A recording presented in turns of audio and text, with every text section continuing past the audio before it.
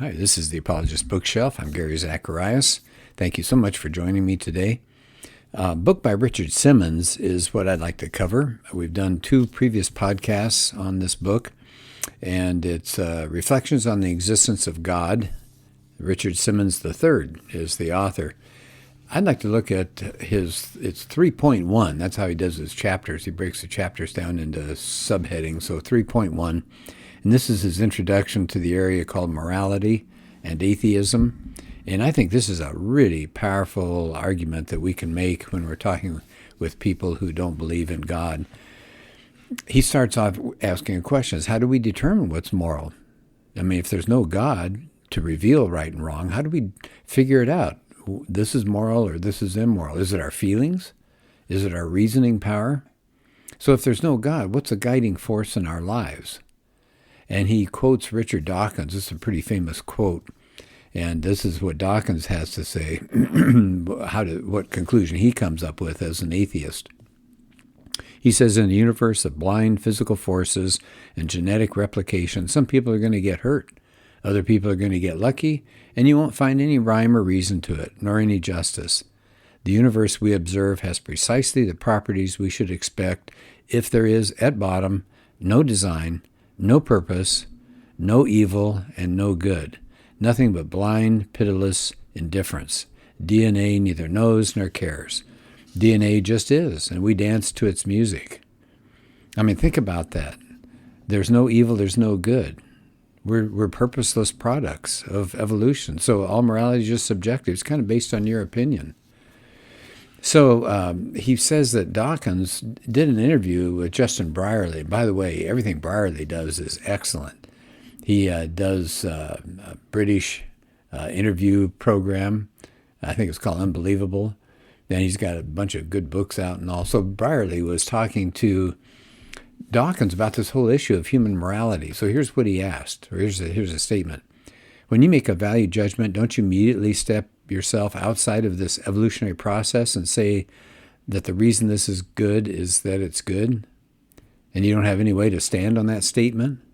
Dawkins, my value judgment itself could come from my evolutionary past. And Brierley says, so it's just random, in a sense, as any product of evolution. Dawkins says, you could say that. Nothing about it makes it more probable than that there's anything supernatural. Brierley says, so ultimately, let's take an example. Brierley says, your belief that rape is wrong is as arbitrary as the fact that we've evolved 5 fingers rather than 6. Dawkins says, yeah, you could say that. So it's interesting, isn't it? Dawkins could not come out and say that rape was immoral. Now, he may not believe that in his heart, but he's trying to be a consistent Darwinian atheist. But Dawkins later, this is back to Simmons now, Dawkins in another spot said this, he does believe it's not good for society to follow Darwinian morality. It's ruthless. Here's what he had to say. This is Dawkins now. I've always said that I'm a passionate anti-Darwinian when it comes to the way we should organize our lives and morality. We want to avoid basing our society on Darwinian principles. Wow. So Simmons says, think about this. Dawkins, on one hand, says we just live our lives based on our DNA, and then he introduces a moral code that says don't follow your DNA. So that's pretty inconsistent, isn't it? Simmons says, let's look at somebody else, Friedrich Nietzsche, the great German philosopher. He had a lot to say about atheism and morality. He clearly said, now he being Nietzsche, he clearly stated there are no absolute rights or wrongs. So he had contempt for Christianity because it pushed ideas of love and morality and humility. He says you can't build a civilization of power on these beliefs. And he predicted, again, this is still Nietzsche, he predicted the English-speaking world would seek to abandon a belief in God, but would try to hang on to Christian values. But he was right. He predicted that when societies reject God, guess what goes away? Christian morality would disappear. So it'd be more difficult, wouldn't it, in that kind of society to motivate people to be moral? Because then they're saying, well, if there's no God, I'm just going to follow my selfish instincts and desires. All right, then Simmons goes on to discuss Dr. Arthur Leff, who's passed away, but a professor at Yale Law School. And he wrote an article, and I found that to be such an important article. I found it online and copied it off, and I will quote parts of it. It's a lengthy piece, but I'll quote parts of it when I'm speaking on this issue of morality. So back in 1979, you can look this up yourself. He has an article in the Duke Law Journal. It's titled Unspeakable Ethics, Unnatural Law. Okay, Unspeakable Ethics, Unnatural Law. Now, it's hard to tell. It doesn't sound like Leff believes in God, but what really troubled him in this article, it's very clear that if there is no God, there's no way that a person can make any kind of case for human morality at all, and even human rights. Now, here's part of what he has to say. This is from Leff now. You can say it's wrong for a majority to take advantage of any minority by force, but that's an opinion, not an argument. You can assert all sorts of things, but what you cannot do is say one point of view is morally right and all others are not. If someone says it's all right to enslave a minority and you say, no, it's wrong, who's to say your view of morality is right and theirs is wrong? Maybe it helps to frame it this way, Leff said. If there is no God, who among us gets to impose their will on everyone else? Who gets to establish the moral laws that people are to follow? And Leff concludes with this, these questions are so intellectually troubling that you would think there would be more legal and ethical thinkers trying to come to grips with this. See, that is a really powerful paragraph, I think. Once you throw God out, who gets to choose morality? Well, guess what? It's going to be the person that gets the most votes, or it'll be the person with the most weapons. So I think that's fascinating. So let's move on now. 3.2, right? So here's his next section that he talks about. Christian morality, does it really matter? And again, I really like Simmons because he goes to some interesting people to help fill in the answers to some of these questions that he's asking. So he now talks about Philip Yancey, who talks about the nature of Christianity and how different it makes a person.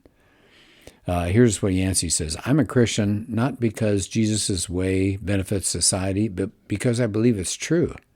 If true, it should create the conditions in which human life works best. He says, but today, a lot of people don't buy into Yancey's view of life. They see Christian morality as being restrictive, right? It takes away your freedom. Don't be a Christian. You're going to be limited. You're going to be in a straitjacket. He said, Simmons now, he says, have you ever thought maybe Christian morality is more like an owner's manual that fits your design as a human being? If you align your life with the owner's manual, your life will flourish. That's what Yancey is saying. Now, he's got a criminologist next that he wants to refer to, Byron Johnson. He wrote a book called More God, Less Crime, subtitled Why Faith Matters and How It Could Matter More. So here's what Johnson has to say, talking about Christian morality. Religion is a powerful antidote to crime. It clearly impacts the rates of drug use, violence, and gang activity in the inner city. That's why Eugene Rivers, a pastor in Brooklyn, says, if you want to help underprivileged youth, we have two options. It's either barbed wire or more black super predators or civil society and stronger black churches. It's that simple. So I love the way he goes from person to person to give us insights into what he's talking about. A German philosopher, this is Simmons quoting Jürgen Habermas. He says, democracy requires of its citizens qualities that it cannot provide. Let me say that again, then we'll fill in what he's talking about here. Democracy requires of its citizens qualities that it cannot provide. So what's he talking about? That Habermas is saying that free societies are going to depend on their citizens to act morally and responsibly. Otherwise, they become police states, right? And says Habermas is agnostic, but he stunned colleagues when he said Western civilization and its legacy of justice and human rights are direct heirs of the Judeo-Christian values and ethics. Habermas said this, we continue to draw on the substance of this heritage. Everything else is just idle postmodern talk. Wow, that's really good. He has another story here, Dennis Prager. He's pretty well known now. His PragerU that gives all sorts of interesting short videos online that you can watch. And he's a radio talk show host, so I like Dennis Prager a lot. I like a lot of what he has to say. So he was in a debate with an atheist philosopher called Jonathan Glover. So Glover was going on and on about all the horrors of religion over the years, and you can make a pretty good case, unfortunately. But Prager asked a question to him. If you, Professor Glover, were stranded at the midnight hour in a desolate Los Angeles street, and if, as you stepped out of your car with fear and trembling, you were suddenly to hear pounding footsteps behind you, and you saw 10 burly young men who just stepped out of a dwelling coming toward you, would it or would it not make a difference to you to know that they were coming from a Bible study? And Glover conceded it would make a difference.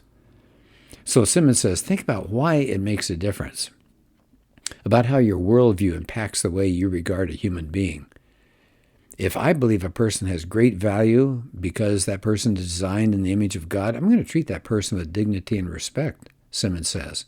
But if you see life from a godless perspective and human beings are just nothing more than a chance product of nature, well, why not take advantage of them? Yeah, mug them, steal their wallet. So Simmons says Christian virtue and morality does make a difference in a person's life and to a community where you have citizens that subscribe to a Christian worldview. You know, he doesn't quote this here, but John Adams, our second president, he said, this society, the Constitution, this American society was made only for a moral people. And he's right. Otherwise, if we don't think there's a God that reins in and holds back some of our worst instincts, you're going to need a police state to keep track of everybody, an authoritarian state. And we're starting to see that now here in America. You've got cameras on a lot of street corners and sophisticated law enforcement that has to be there. All right, so back to Simmons here. Will Durant, he's a very famous philosopher. He's an atheist. And he gave an interview with the Chicago Sun-Times. And here's what he had to say. Think about this. This guy's an atheist. He said, common people's lives will fall apart morally if they believe God does not exist. Wow. Can we say that one more time? Will Durant, atheist philosopher. People's lives will fall apart morally if they don't think there's a God. And Simmons says, this is what we're starting to see in this land, in America. It said, what's interesting is what Durant says about his own life, that he survived morally because he kept the Christian moral code that he had when he was a kid. Now, he'd gotten rid of his faith. Okay, so he didn't believe the Christian message, but he retained the morals. And here's a thoughtful observation of Durant. You and I are living on a shadow because we're operating on the Christian ethical code, which was given us infused with the Christian faith. Now, here comes Durant's interesting question, but what will happen to our children? We're not giving them an ethic warmed up with a religious faith. They are living on the shadow of a shadow. Wow, how accurate is that? That was like over 40-some years ago. And as Simmons is saying, that's hard to live on a shadow, and even more difficult in a shadow's shadow. But if you live without God, that's what's going to happen. He then quotes Lord Acton, an English historian.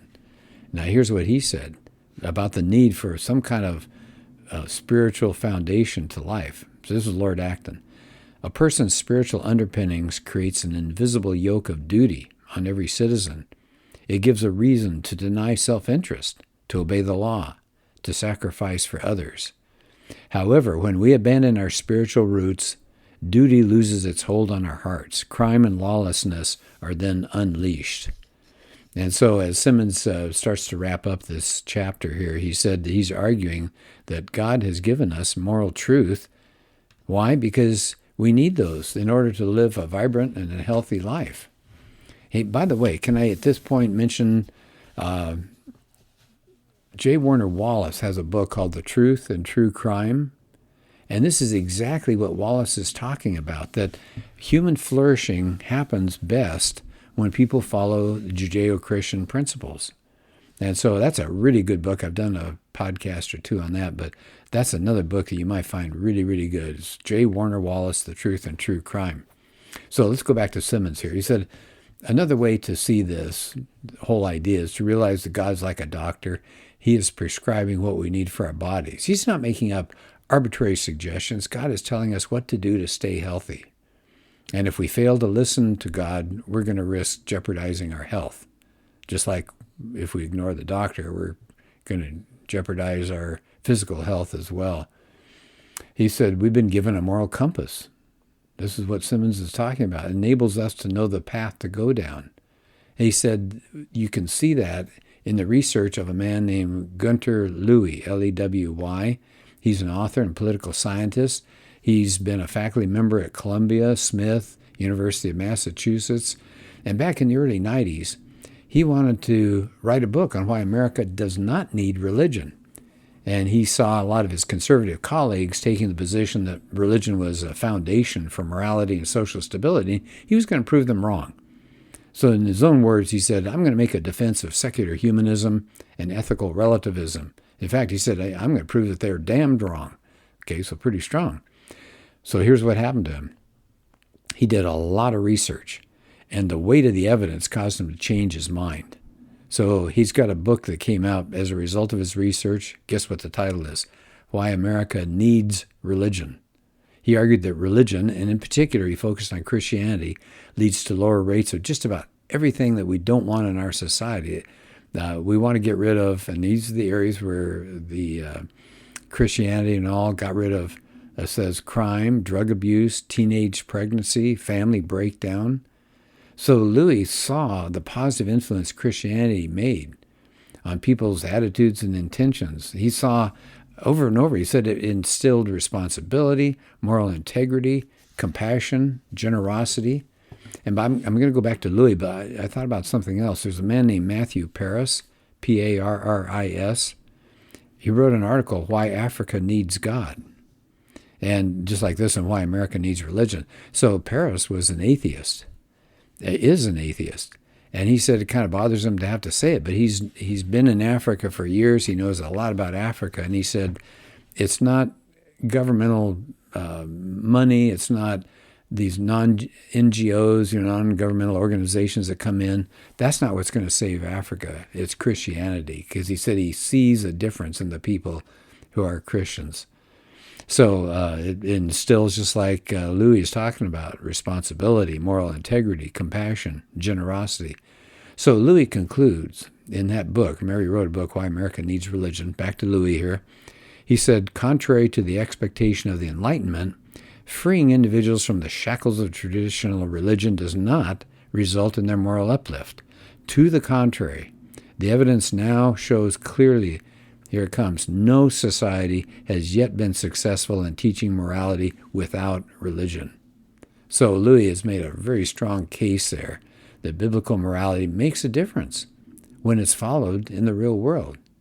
And Simmons ends the chapter by saying the only way to explain that outcome is to recognize that when people's lives are lined up with the structure of God's moral law, they're happier, and they're healthier. Yeah, amen to that. So I will stop at that point. He's got more information about morality, but I'll cover that in another podcast. Thank you so much. Hope you're having a good day, and we'll do another podcast soon.